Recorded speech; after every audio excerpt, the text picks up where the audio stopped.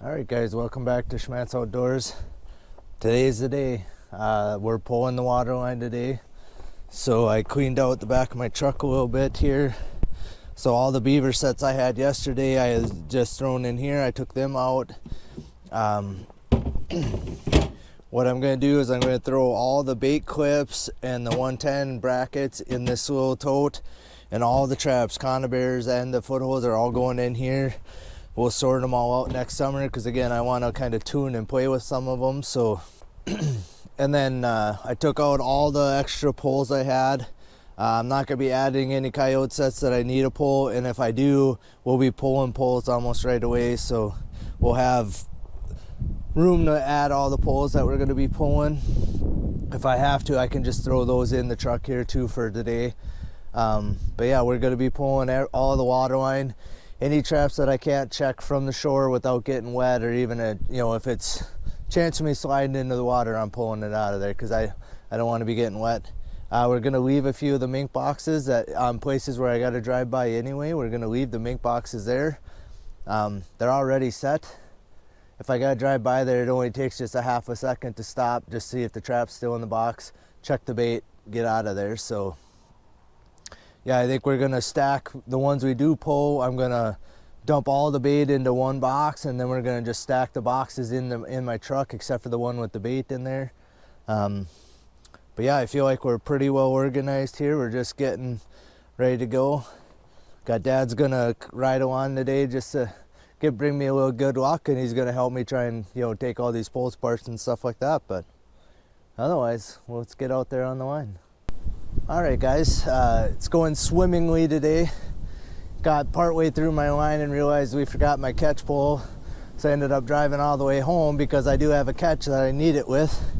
Over here is that barn that I got some raccoon sets around that I can't seem to catch a raccoon in. And then we got these big cottonwood trees, and I had a raccoon caught in here and a fox caught in here, and I think 2 days ago my set was dug out. Today we got ourselves a coyote. He's not terribly muddy, but he's not terribly clean either, so he's got a pretty good mess going on here in the mud. That trap looks just disastrous. We'll get him out of here. We'll see if I can get the mud out of that trap enough to remake it, or we may have to come out here a different day. But yeah, we got rain last night and everything's super muddy, so it's gonna be a lot of walking today if we got catches and not driving out to them. So all right, we'll get this guy out of here, and hopefully we got some muskrats in the sets that I'm gonna be pulling today. All right guys, so we're chugging along. We got about half of the muskrat sets picked up, we figure, and have 0 catches so far. Luckily right here we're out of the wind. It ain't too bad. This big grove of trees is blocking us. We had the slough up here, and I got a raccoon set right up here, a dog proof. And this is the one I had a raccoon in, I don't know, probably it's been more than a week ago now. Looks like a real big, darn it fell. Looks like a real big raccoon. And somehow he found himself a string of barbed wire in here. I don't know where, I've never had any of them get dug into that, so looks like he's all tangled up. But we'll get this guy out of there. He's big. He's big. So we'll get him out of here and we'll keep moving on. It's cold and blustery out here, but we're getting the water sets pulled one way or the other. All right guys, so it's windy. I apologize for that. We're gonna show you when I pull them. So we're at the Beaver house again. Here's the feed bed right out here. They kind of got the house up here on the bank. I got a 330 there. My stand is sprung open, which usually means the trap set off. And I have a stand right here where I had that beaver. He was 56 pounds yesterday. He didn't look that big until I got him on a scale, but I haven't looked at either one of these. Okay, that one's still set. I'm just gonna stab that back in the mud here. So nothing in that one today. just get under here. And we'll quick show you. Like I said, you'll see it when I see it. Maybe. Oh, we got ourselves a muskrat. That's not what we wanted in our beaver trap, but that's what we got today. First muskrat of the day, but definitely not what we wanted in my beaver set here. So we'll get these out of here, the gear all out of here, and then we'll turn you back on when we get down to the other house down here just a bit. All right, guys, before we go and check this second beaver house out here, I made a coyote set here the other day, the day when I found the beaver houses. And I could see when we were stopped by the first one there that I had myself a catch. And I'm not gonna get super close because he looks like he ain't hardly caught in there, but got myself a real big raccoon in here. See if we get a little more of a side view of him, but it was like a real big raccoon here in my coyote set. So we'll get this guy taken care of as long as I'm here, and we'll go pull all these beaver sets out here, see if I got anything caught out there for you guys. I guess, guys, I am just a lucky trapper today. I don't know. We're making a few catches, not muskrats. We're pulling sets and can't catch a muskrat today, but I had a beaver set right here. I had my floating set over there. I had my caster mount set here, and I had the big raccoon here yesterday. But right here in this little, right here, I had a mink box setting there with this chicken legs in there for bait. Apparently chicken legs ain't the bait. I read a little bit, then I thought that would work. I have not caught a mink in my mink box, but I see over here a few days ago I had a raccoon caught in this 220, and today you can see I got myself a little mink. And he's coming this way, which means he pretty much had to go by my mink box to get into this 220. So this is number 6 for me this year now. It's just getting ridiculous. I don't know. And only one was really in a set designed to catch a mink, and that was the one killing the guy's chickens. So I don't know. I guess I could catch mink this year. So I guess we'll get him out of here. This is the last set we have to pull here, and we already pulled the last beaver sets. No beaver today. So all right, we're getting close to the end of the line today, and now it's starting to snow a little, so we're gonna get on the move. I don't suck as a trapper, guys. So we're literally to the last muskrat sets. So I had 2 over there, I got them right here. The 110 was set off. I thought maybe I had a catch, but I could see that this one was set off. It's got nothing. So the very last muskrat trap of the day.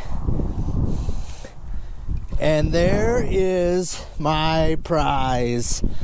The last muskrat set of the season, really, right there. That's it. All of them are pulled. This is the last of my water line, the whole works. Victory! Finally, that's the only muskrat I caught in the muskrat set today. We got the one in the beaver set earlier. Got that guy. And that makes number 75 for the season if my count is right. So finally, it's been a rough, cold go of it today, but we're gonna get these 4 packed in the truck. The snow is coming more and more, and we're almost back to the house. All right, guys, we're gonna give you a little end of the day rundown here of my catch.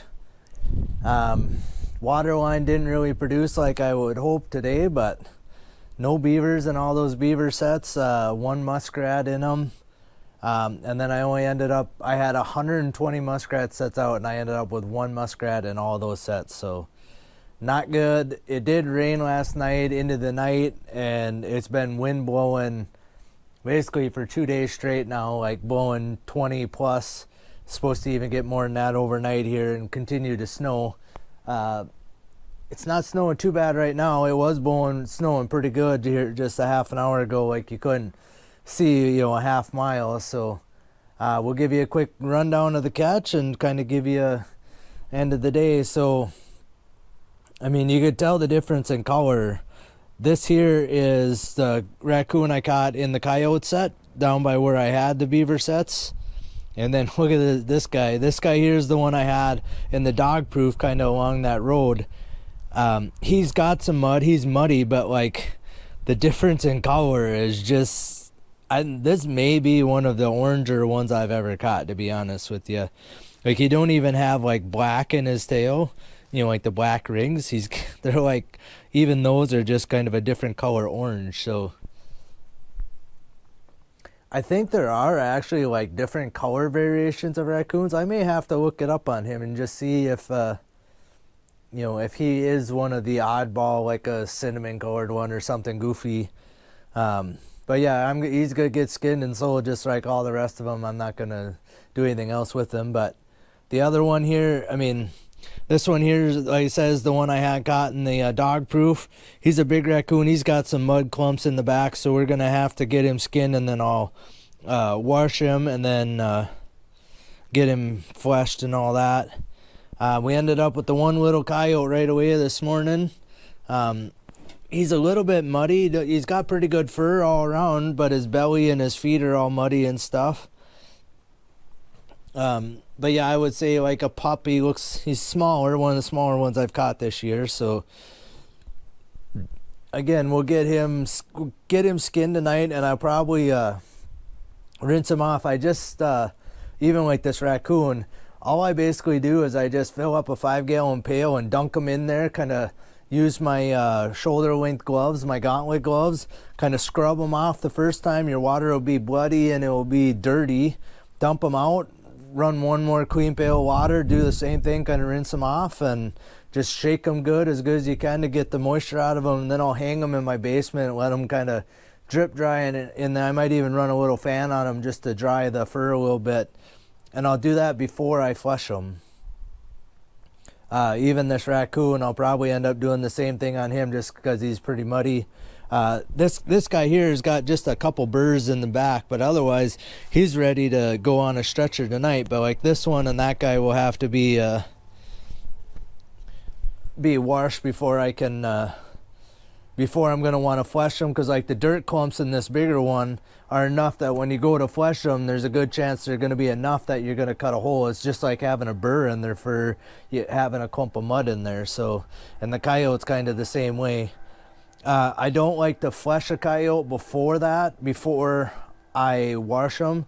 I like to just skin them, wash them, so then we'll get like all that fat and stuff kind of wet, but it also keeps the skin from drying out while you got them hanging there, like letting the fur dry. I'll hang them fur out, but if you flesh them first, then that skin is basically drying like you'd be on a normal stretcher, and like the legs and stuff might actually get over dry before you ever even get them on a stretcher. So I'll flesh them after the fur kind of dries a bunch, and then when you flesh them too, if there's any moisture, you kind of squeegee it out of the fur, and it'll be like running down my fleshing beam as I'm fleshing them. So you kind of squeegee a little more of that excess water out of them while you're fleshing them. So, and then I got the surprise of the day. Again, still not in my mink box, even though I had a mink box sitting right there. Got myself, this is a little female. It's only the second female I've caught this year. All the rest of them have been males. Even the other littler ones I've caught have been males. The first day when I had the two caught, I had one female and one male, and then now I got a female again. Was caught in a 220.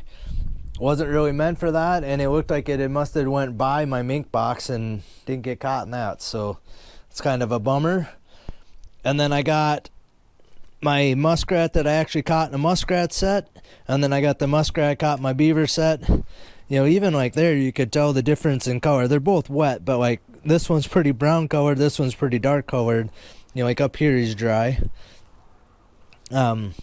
Typically when you catch them like in a bigger trap like that, you can't normally shake the water off of them as good.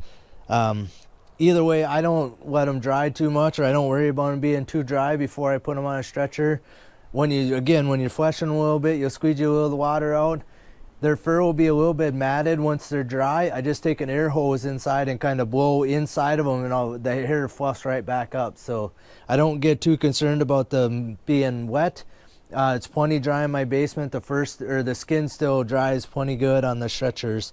and I leave them for like 2 or 3 days on the stretchers. 2 days as a minimum, 3 days or plus. I don't really worry about them being on there that long.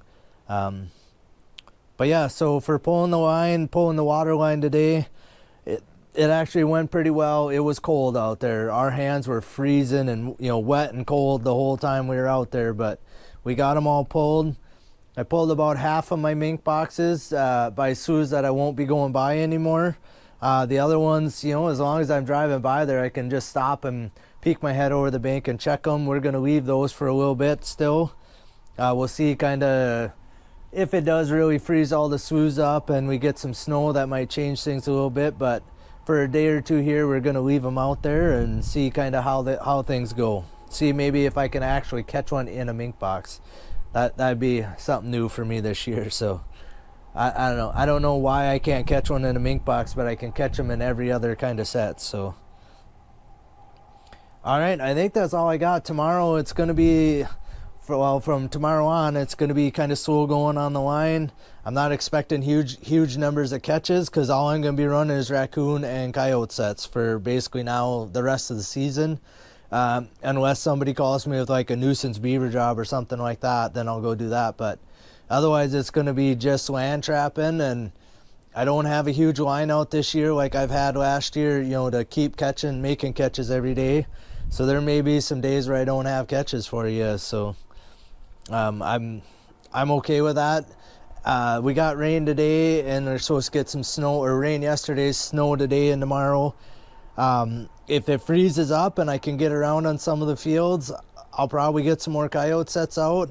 If it kind of stays in this mid-range where it's warming up above freezing during the day and just freezing at night, I probably won't get too many more out. So it'll be just ones I can get in walking out from the road. So, and I won't be able to drive out to a lot of them for a while. There's even a couple of the little gravel roads I drive on that were very iffy today, driving down even on the gravel roads. So hopefully they'll dry out here in the next day, so even tomorrow I'll have a little better luck getting out there. But all right, I think that's all I got for you guys tonight. I just want to thank you guys for watching Schmattz Outdoors. Hit that subscribe button, hit the like on this. Tell a friend about any hunting or trapping related channel. It doesn't have to be mine, just tell them about any of them. And otherwise, we'll see you guys out on the line tomorrow.